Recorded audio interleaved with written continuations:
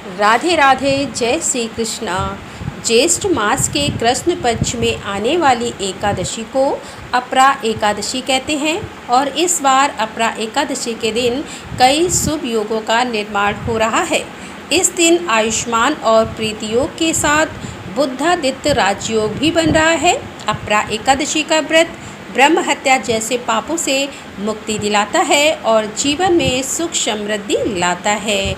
तो आइए जानते हैं इस बार अपरा एकादशी का व्रत कब रहेगा और पारण कब किया जाएगा।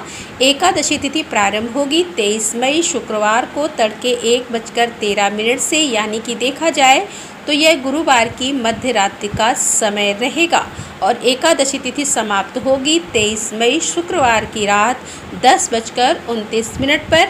इसीलिए इस बार अपरा एकादशी का व्रत केवल 23 मई शुक्रवार को एक ही दिन रखा जाएगा। सभी गृहस्थ और वैष्णवजन एकमात्र इसी दिन एकादशी का व्रत रहेंगे। दसवीं तिथि के नियमों का पालन गुरुवार के दिन किया जाएगा। 23 मई शुक्रवार को ब्रह्म मुहूर्त सुबह 4:10 से लेकर 4:58 तक रहेगा और सूर्योदय होगा सुबह 5:46 पर।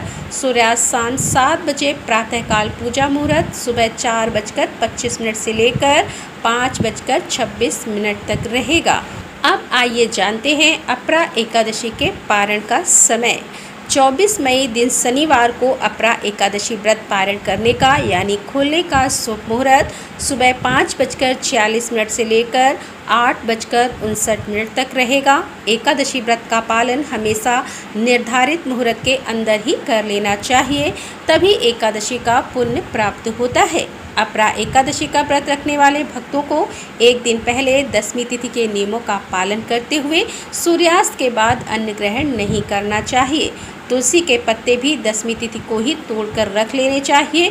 फिर एकादशी के दिन सुबह जल्दी उठकर स्नान करें, भगवान विष्णु का ध्यान करें और सूर्य देव को जल अर्पित करने के बाद व्रत का संकल्प लें। मंदिर में गंगा जल छिड़कें। एक चौकी पर पीले रंग का वस्त्र बिछाकर उसके ऊपर भगवान विष्णु और माँ लक्ष्मी जी की तस्वीर या प्रतिमा विराजित करें। इसके बाद पहले भगवान विष्णु और माँ लक्ष्मी जी का अभिषेक करें, उन्हें पुष्प अर्पित करें, धूप दीप जलाएं। ओम नमो भगवते वासुदेवाय मंत्र का निरंतर जाप करते रहें।